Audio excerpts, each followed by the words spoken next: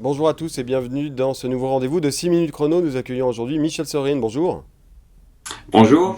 Michel Sorine, vous êtes directeur d'Extra Sport. On va parler de la Saint-Élion qui va se courir dans la nuit de samedi à dimanche prochain, 29 novembre, 1er décembre. Saint-Élion, c'est quand même un monument de l'histoire de la course à pied en France. C'est la doyenne des courses nature, donc 70e édition. Donc on relie la course Rennes, c'est Saint-Étienne-Lyon qui fera 82 km cette année avec à peu près 2240 mètres de dénivelé positif et négatif. 20 000 inscrits, plus de 10 000 en liste d'attente, 150 journalistes accrédités. Est-ce qu'on peut parler d'édition de tous les records cette année, Michel? Déjà, le record, c'est d'être parvenu à la 70e édition. Donc, effectivement, ça en fait la plus ancienne course nature française. Elle a connu bien des aventures, des débuts balbutiants, jusque dans les années 70, on comptait moins de 100 concurrents. On est monté assez haut dans les années 80 avant de redescendre dans les années 90. Et puis, depuis l'année 2000, c'est le renouveau. On gagne chaque année des participants. Jusqu'à 2017, on a décidé de bloquer les compteurs parce que ça commençait à faire beaucoup de monde dans les chemins des Monts du Lyonnais. Et là, exceptionnellement, 70e édition oblige, on est monté à 20 000. Et comme vous le disiez, vous avez tout dit dans l'intro, une édition de tous les records.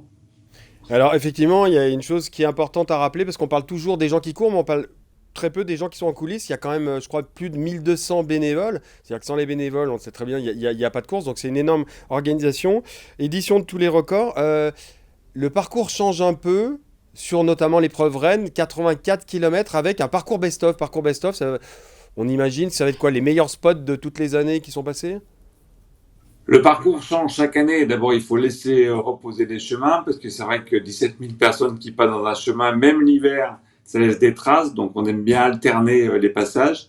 Best-of, ça veut dire oui, qu'on va passer forcément dans les lieux emblématiques du parcours, le bois d'Arfeuil, la montée du Rampeau, le Signal. Là, je parle pour les initiés. Tous les bois, l'enchaînement des bois de la Dame, des Marches, Bouchard, voilà, des best-of. Et puis, bien sûr, la fameuse montée des aqueducs de Bonan, la mer Qui arrive sévère. sur la fin, ouais, ouais, la fameuse, C'est ça. effectivement. On le disait, édition de tous les records. Et puis, il y a un plateau élite qui est quand même particulièrement relevé. Alors, moi, j'ai noté deux noms, mais on pourrait en citer d'autres. Il y a notamment le local de l'étape, Baptiste Chassagne, qui a fait deuxième, je ne sais plus, ou troisième à l'UTMB.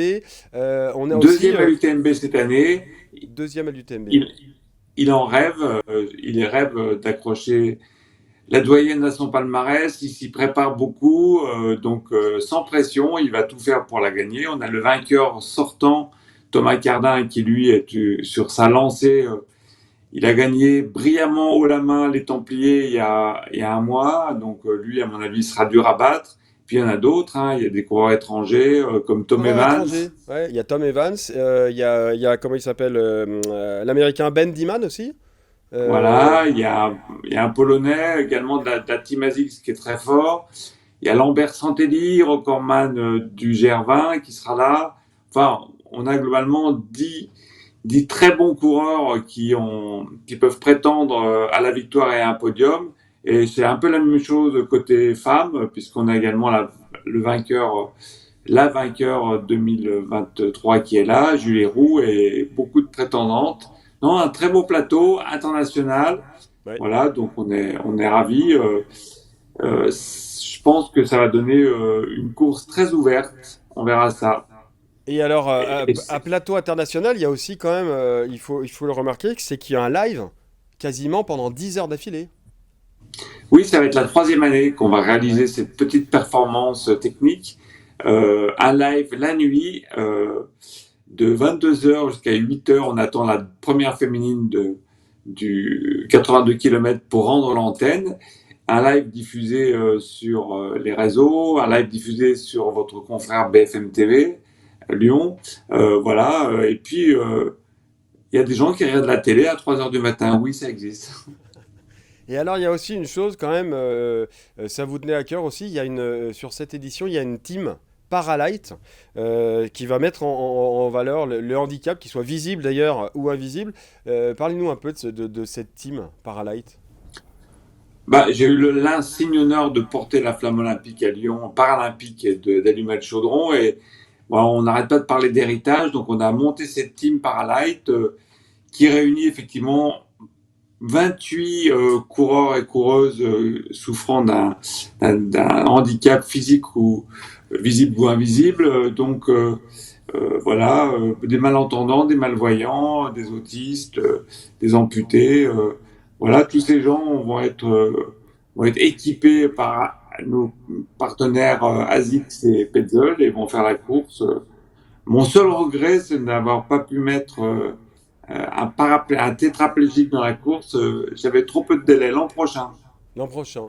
En tout cas, cette course, cette sixième. Alors, moi, je suis assez d'accord. Levez-vous à 3 heures du matin et mettez-vous devant votre ordi ou devant vos portables pour voir cette 70e édition de la Saint-Élion qui va être encore une fois dantesque. Donc, ça sera, vous regarderez sur la page Facebook, on vous donnera le lien sur Lyon Capital.